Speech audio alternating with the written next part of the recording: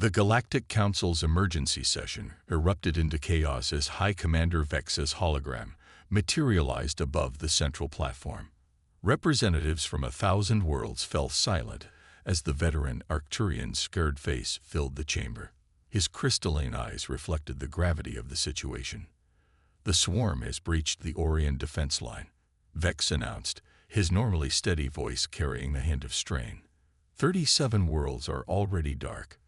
The collective's fastest quantum ships estimate their arrival at the core worlds within 2 standard cycles. The chamber exploded with voices. The swarm, a relentless tide of biomechanical horrors that had emerged from the galactic rim, had never penetrated so deeply into civilized space. For 10,000 years, the advanced species of the Galactic Collective had maintained peace through technological superiority and diplomatic finesse. Now that era was ending. Ambassador Tilara of the Silicon Consciousness rose, her holographic form shimmering with processed anxiety. "Our predictive matrices are clear. Without a fundamental shift in defensive capabilities, the collective will fall within 5 cycles.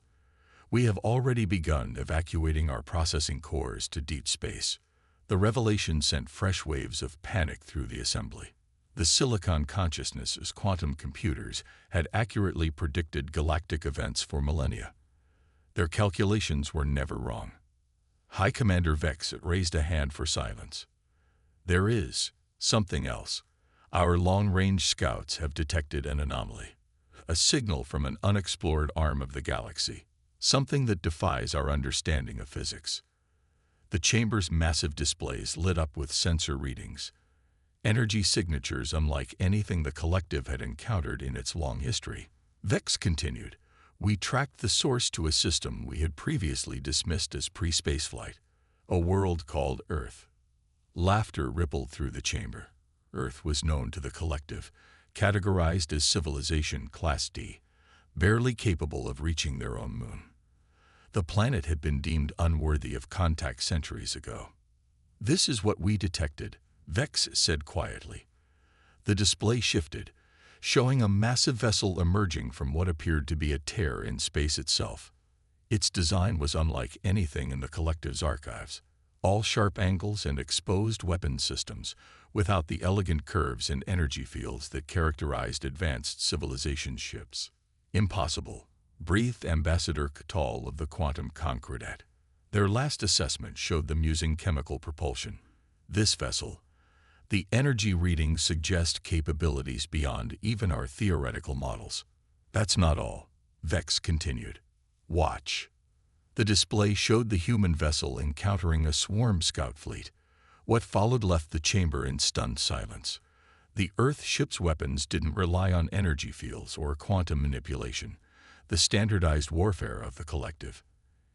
Instead, it launched what appeared to be crude projectiles that somehow phased through the swarm's advanced shields as if they didn't exist.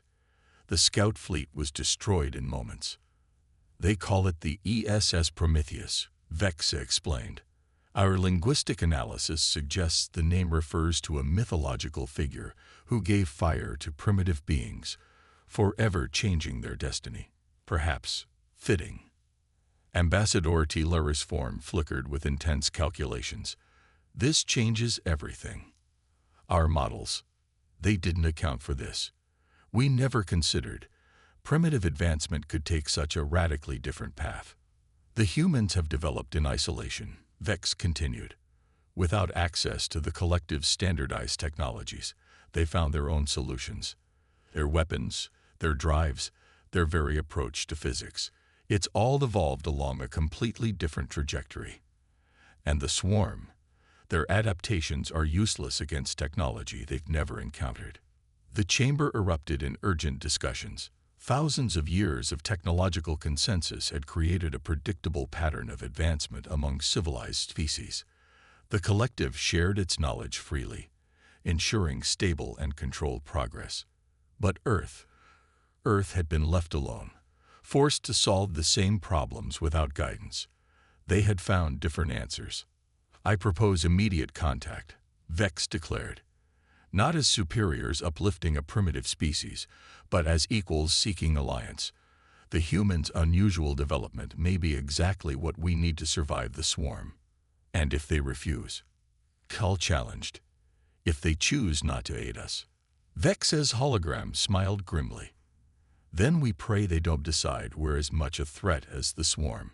Because based on these readings, I'm not certain we could stop them if they did. As the Galactic Council debated, more human ships emerged from their impossible rifts in space. Each vessel was different, a testament to their chaotic, unguided development. They fought with devastating effectiveness, using weapons that seemed to ignore the laws of physics as the collective understood them. The Silicon Consciousness processed this new data, their quantum matrices recalculating probable futures. For the first time in recorded history, their prediction showed hope, not through the collective's careful advancement, but through the wild, unpredictable innovation of a species that had been left to find its own way among the stars. Humanity was about to change everything. And as the swarm approached the heart of civilized space, the galaxy would soon learn whether that change would be its salvation or its doom. The collective had always assumed that advancement followed a predictable path, that there was an optimal way to progress through the stages of civilization. Earth had proven them wrong. Now they had to hope that this primitive species, with its impossible ships and its inexplicable technology, would be willing to share the fire they had discovered on their own. Captain Sarah Chen of the ESS Prometheus stood at her command station, studying the holographic representation of the alien diplomatic fleet approaching Earth. After decades of isolation, humanity's first official contact with an advanced civilization was about to begin. The irony wasn't lost on her. They had spent years hiding their technological breakthrough, only to have their hand forced by a galactic crisis. Analysis complete, Captain, her XO, Commander James Rodriguez, reported. Their ships match our long-range observations of collective vessel designs. Energy-based defenses, quantum drive signatures, no obvious offensive capabilities. Sarah nodded, though she knew better than to assume anything. Humanity had learned caution the hard way. Keep the phase cannons charged but powered down. No sense making our new friends nervous. She paused, watching the elegant alien ships draw closer. And maintain the quantum field dampeners. Let's not show all our cards at once. The Prometheus had been Earth's first true starship, but it wasn't the remarkable feat of engineering that impressed the collective. It was the fact that humanity had achieved faster-than-light travel through an entirely different method than the standard quantum drive technology.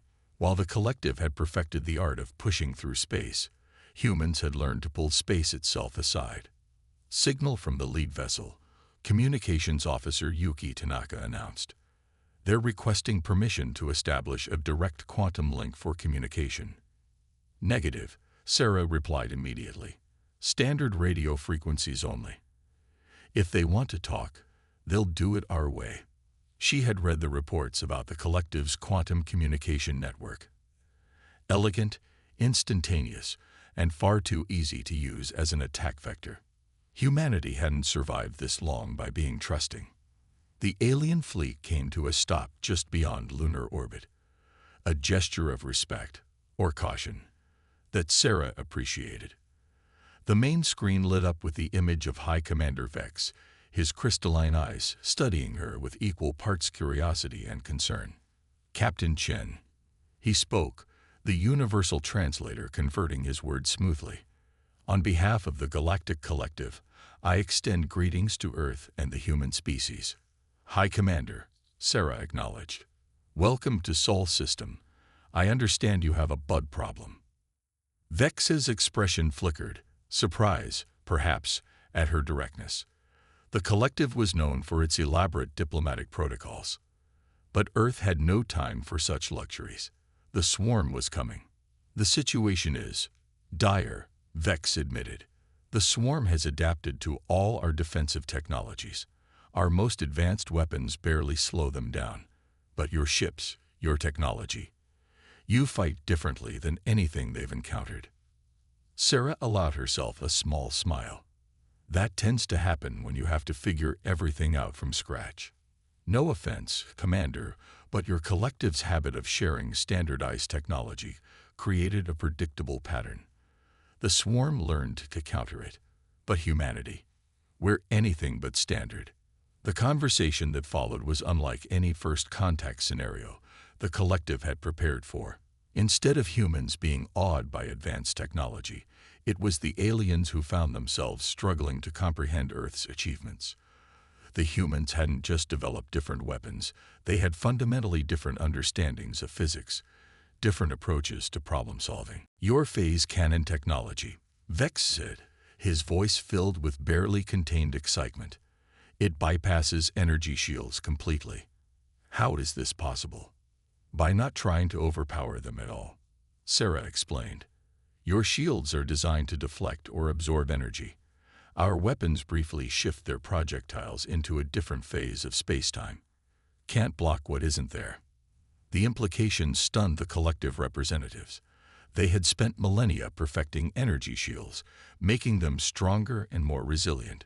Humans had simply figured out how to ignore them entirely. But it wasn't just military technology that set humanity apart. As the diplomatic exchange continued, the collective discovered that Earth's isolation had led to innovations in every field. Their medical technology didn't rely on nanites, but on genetically engineered viruses that evolved alongside diseases. Their computers weren't based on quantum manipulation, but on artificial neural networks that mimicked biological evolution. You have to understand, Sarah explained to an increasingly fascinated Vex, Earth isn't unified like your collective. We have hundreds of nations, thousands of corporations, all competing and collaborating in different ways. When we face a problem, we don't look for the one right answer. We try everything until something works. And this, chaos, produced all this innovation. Vex seemed troubled by the concept. Chaos. Sarah laughed. High Commander, chaos is just pattern we don't understand yet. Humanity learned to thrive in it. And now, with the swarm approaching, that might be exactly what the galaxy needs. As the diplomatic meetings continued, both sides began to realize that this alliance would be unlike anything in the collective's history. The humans wouldn't simply be absorbed into the existing power structure. Their different perspective was too valuable for that. We'll help you fight the swarm, Sarah finally declared, but not as part of your collective. Earth remains independent, free to continue developing our own way. We'll share some of our technology, but not all of it. And in return, we want access to your star charts, your scientific data, and your records of the swarm. Vex studied her for a long moment. The collective has never accepted such terms from a Class D civilization. Sarah's smile was razor-sharp. Then maybe it's time for you to create a new classification. Because frankly, Commander, your old ones don't apply to us anymore. As the alien fleet departed with the preliminary agreement, Sarah watched the quantum ripples of their drives against the backdrop of stars. Humanity had hidden its achievements for years, focusing on development and preparation. Now, ready or not, they were about to make their mark on the galaxy. And the swarm. They were about to learn why isolation had made humanity not weaker, but far more dangerous than anything the galaxy had seen before. The Rigel system blazed with weapons fire as the largest swarm fleet ever encountered emerged from faster-than-light travel. Billions of biomechanical entities, each adapted from countless battles against the collective, swarmed toward the hastily assembled defensive line. At the heart of that line, Captain Chen watched the approaching horror with calculated calm. Multiple quantum signatures detected, Rodriguez reported from his station. Collective reinforcements arriving. Now, the space behind the Prometheus erupted with light as the collective's most powerful warships emerged. Their sleek, crystalline forms contrasted sharply with the utilitarian design of the human vessels. High Commander Vex's flagship took position alongside the Prometheus. The largest swarm concentration we've ever encountered. Vex's voice came through the comm. Our predictive matrices suggest they've adapted to even our latest defensive innovations. Sarah allowed herself a grim smile. Good thing we're not playing by your rulebook then. All Earth vessels, implement Battle Plan Hydra. Collective ships, maintain your position until my mark. The human fleet began to move in patterns that seemed random to outside observers. Ships paired off, their mysterious drives creating overlapping fields that the swarm's sensors couldn't penetrate. The collective's commanders watched in confusion as the human vessels appeared to take tactically unsound positions. "Captain," Vex's voice carried concern, "your formation leaves multiple vulnerabilities. The swarm will—" "Trust me, Commander," Sarah interrupted. "You're about to see why we named this battle plan after a mythological beast that grew 2 heads for everyone cut off." The swarm struck first, as they always did. Their forward elements crashed against the human lines like a tide of living metal. But instead of the expected devastation, something extraordinary happened. "Phase shift successful," Rodriguez announced. "All ships report ready." The human vessels seemed to flicker, their positions becoming uncertain. The swarm's first wave passed through their locations, weapons firing at targets that were no longer there, or perhaps had never been there at all. "Now," Sarah commanded, "show them why you don't corner humans." The real human fleet emerged from their phase-shifted state behind the swarm's front lines. Their weapons weren't the elegant energy beams of the collective, but rather a devastating array of technologies that defied conventional physics. Phase cannons turned swarm vessels inside out. Temporal disruptors aged critical components by centuries in seconds. Quantum entanglement bombs linked swarm ships together, causing chain reactions of destruction. "Impossible," one of the collective commanders breathed. "They're not just bypassing the swarm's adaptations, they're using them against each other." Sarah's voice was steel. "That's what happens when you let evolution take its course. Humanity didn't just develop weapons, we developed predator tactics. All ships, initiate sequence beta." The human fleet split apart, each vessel becoming the center of its own battle group. The swarm, programmed to adapt to unified strategies, found itself fighting dozens of different battles simultaneously. Each human ship used different combinations of weapons and tactics, presenting an ever-changing puzzle that the swarm's adaptation protocols couldn't solve. "Collective fleet," Sarah broadcast, "target these coordinates with your primary weapons. Time to show the swarm what happens when old and new work together." The collective's energy weapons struck precise points in space where human vessels had created phase distortions. The combination created cascading reactions that ripped through the swarm formations. Ships that adapted to one form of attack fell prey to others. "By the first stars," Vex whispered, "you're not just fighting them, you're forcing them to evolve in conflicting directions." "Exactly," Sarah confirmed. "The swarm adapts by finding optimal solutions to each threat. But humanity, we thrive on suboptimal solutions. Sometimes the best answer isn't the most efficient one." The battle raged for hours, but its outcome was never in doubt. The swarm, for the first time in its existence, faced an enemy it couldn't categorize or predict. Human vessels took losses, but each destroyed ship's tactics were already being analyzed and improved upon by the others. As the last swarm ships were hunted down, Vex's hologram appeared on the Prometheus's bridge. "Captain, I must admit, when you first proposed this strategy, I thought it was madness." "That's humanity's secret, Commander," Sarah replied, watching the cleanup operation begin. "What looks like madness to an ordered mind is often innovation in disguise. We spent our history fighting ourselves, developing countless ways to overcome superior forces. The swarm may be able to adapt to any single strategy, but it cannot adapt to chaos itself." Vex finished, his crystalline eyes showing new understanding. "Your species truly is remarkable, Captain. The collective spent millennia pursuing perfection. You embraced imperfection and turned it into strength." The victory at Rigel marked a turning point in the war. The swarm's advance faltered for the first time in its history, faced with an enemy whose very unpredictability was its greatest weapon. But more than that, it marked a fundamental shift in how the galaxy's civilizations viewed progress itself. As Sarah Chen looked out at the battlefield, where human ingenuity had changed the course of galactic history, She knew this was just the beginning. The collective would never be the same, and perhaps that was exactly what it needed. The great halls of the Galactic Council had changed in the months following the Battle of Rigel.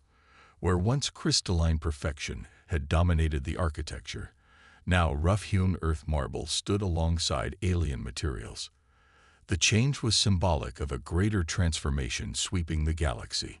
Ambassador Helena Martinez, Earth's first representative to the Council, stood at the podium addressing the assembled species. Her simple blue uniform contrasted sharply with the ornate robes of other representatives, but nobody dared question her right to speak. The integration of human theoretical physics with collective quantum mechanics has opened doors we never imagined, she announced, gesturing to the holographic displays showing new hybrid technologies. But more importantly, it has proven that diversity of thought isn't just beneficial. It's essential for survival. The Silicon Consciousness representative, T. Lara, pulsed with agreement. Our processing matrices have been revolutionized by the incorporation of human neural network architectures. Efficiency has increased by 300%. More importantly, we are developing genuine creativity subroutines. The ability to conceive multiple solutions rather than calculating a single optimal path. The revolution wasn't just technological. Across collective space, centuries of standardized development were being questioned. Species that had suppressed their own unique characteristics in favor of proven collective methods were rediscovering their heritage, seeking new ways to combine ancient knowledge with modern science.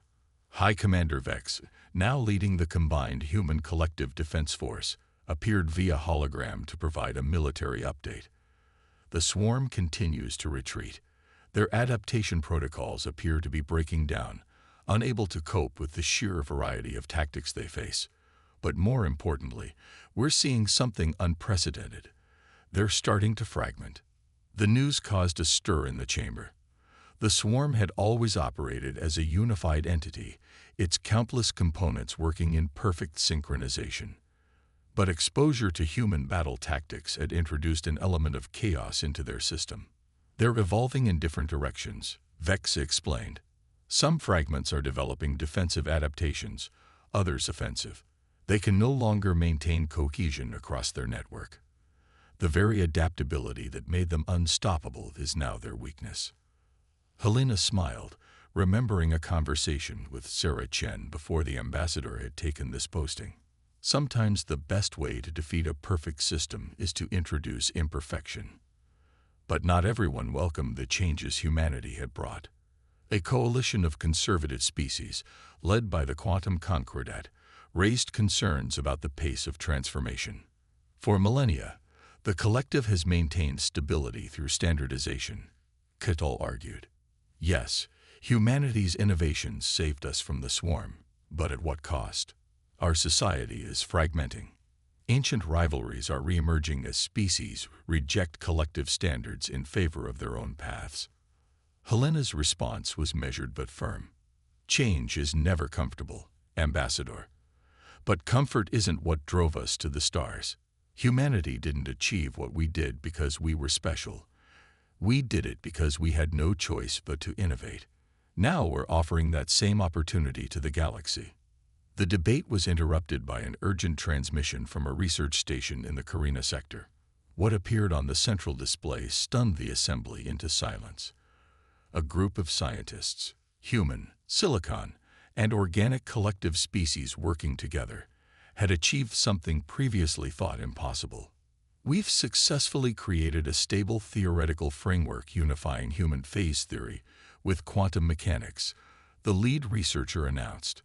Initial tests suggest this could revolutionize everything from space travel to energy production.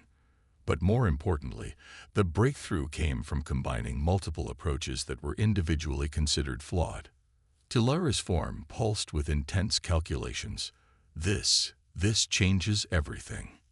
Again, our models suggest this discovery alone will advance galactic civilization by at least 1,000 years. Not advance, Helena corrected gently. Transform. We're not moving along the same path faster. We're finding entirely new paths. That's humanity's real gift to the galaxy, Not our technology, but our willingness to embrace the unknown. As the Council debated the implications of this latest discovery, reports continued to pour in from across the galaxy. Species that had been deemed too primitive for contact were being reevaluated through new eyes. Ancient technologies, long dismissed as inferior to collective standards, were being studied with fresh interest. The galaxy was awakening from a long period of comfortable stagnation. Humanity had done more than defeat the swarm. They had shown that true strength lies not in finding the perfect solution, but in having the courage to try imperfect ones. The age of standardization was over. The age of innovation had begun, and somewhere out in the darkness between the stars, the remaining fragments of the swarm were learning an important lesson. In a galaxy embracing chaos and creativity, their perfect adaptations were becoming increasingly irrelevant. 5 years after humanity's emergence onto the galactic stage, Captain Sarah Chen stood on the observation deck of Nexus Station, Earth's first deep space diplomatic outpost. The massive structure was itself a testament to humanity's influence. Its design combined collective quantum engineering with human phase technology, creating something entirely new. Below her, representatives from 100 species mingled in what had become known as the Innovation Exchange. Some were former collective members, others newly contacted civilizations. All were here to share ideas, to learn, and most importantly, to challenge assumptions. Still hard to believe sometimes, isn't it? Commander Rodriguez asked, joining her at the window. He traded his military uniform for diplomatic attire, though the phase pistol at his hip showed old habits died hard. That we went from hiding our technology to teaching it to the galaxy. Sarah smiled. Or that the galaxy actually wanted to learn. Both, he admitted. Did you see the latest from the Silicon consciousness? They've started implementing randomness generators in their decision matrices, deliberately making themselves less perfect. Sarah nodded. The Silicon consciousness had been among the first to embrace human concepts, recognizing that their pursuit of computational perfection had become a limitation. Now they were pioneers in what they called controlled chaos theory, the art of using imperfection as a tool for growth. The station's quantum sensors pinged, announcing the arrival of a special visitor. Space itself seemed to fold as the ESS Prometheus I emerged from phase space. The ship was a hybrid of everything humanity and the collective had learned together, not better than its predecessor, but different, evolved. High Commander Vex's hologram materialized beside them, his crystalline form now incorporating subtle imperfections that would have been unthinkable in the old collective. Captain Chen, Commander Rodriguez. The final swarm fragment has been contained. The news wasn't surprising. The swarm had been breaking apart for years, unable to maintain cohesion in a galaxy that no longer followed predictable patterns, but it was still momentous. How did the new species perform? Sarah asked. The last battles against the swarm had been fought not just by humans and the collective, but by newly contacted civilizations eager to prove their worth. Brilliantly, Vex replied, his voice carrying genuine warmth. The Proxima Centauri colonists used their gravity manipulation technology in ways we never considered, and the Sirius Republic's biomechanical countermeasures, completely unpredictable. The swarm couldn't adapt fast enough, because they were trying to adapt to everything at once. Rodriguez nodded. Can't find a perfect solution when there are 1,000 different problems. The conversation was interrupted by an alert from the Innovation Exchange below. A group of young species, some barely spacefaring, others former collective members, had made a breakthrough. Their project combined primitive radio technology with quantum communications in a way that shouldn't have worked, but did. This is how it should be, Sarah said softly. Not one species or civilization showing the way, but all of us stumbling forward together, finding new paths, even if those paths aren't perfect. Vex asked, though his tone suggested he already knew the answer. Especially then, Sarah grinned. Perfection is static. Evolution requires mutation, variation. mistakes that turn out to be advantages. The station hummed with activity as news of the breakthrough spread. Already, other groups were adapting the discovery, combining it with their own technologies in ways its creators hadn't imagined. This was humanity's true legacy, not the specific technologies they'd developed, but the mindset they'd brought to the galaxy. The Collective Council is voting tomorrow, Vex announced. They're going to officially dissolve the standardization protocols. Each species will be free to develop along its own path while sharing discoveries through the innovation exchange. End of an era, Rodriguez mused. Beginning of a better one, Sarah corrected. The galaxy didn't need humanity to save it. It needed permission to save itself. As if to emphasize her point, a ship appeared near the station, a new design from one of the youngest spacefaring races. Its drive system combined 3 different technologies in a way that violated half a dozen collective engineering principles. But it worked, and that was what mattered. You know what the best part is? Sarah asked, watching the strange ship dock. We don't know what's coming next. For the first time in millennia, the galaxy's future is genuinely unpredictable. And that's a good thing. Vex's hologram showed traces of his old uncertainty. That's the best thing, Sarah assured him. Because now every species gets to do what humanity did, face the unknown and find their own answers. And somewhere out there, someone's working on something right now that will change everything again. The observation deck fell silent as they watched ships come and go, each one different, each one a testament to the creativity that had been unleashed. The age of standardization was over. The age of exploration. True exploration, not just of space but of possibility, had begun. And humanity. They were no longer the upstart species that had shocked the galaxy. They were simply part of a greater whole, one voice in a chorus of innovation that would echo across the stars forever. The galaxy had learned humanity's most important lesson. The future belongs not to those who perfect a single path, but to those who dare to forge new ones.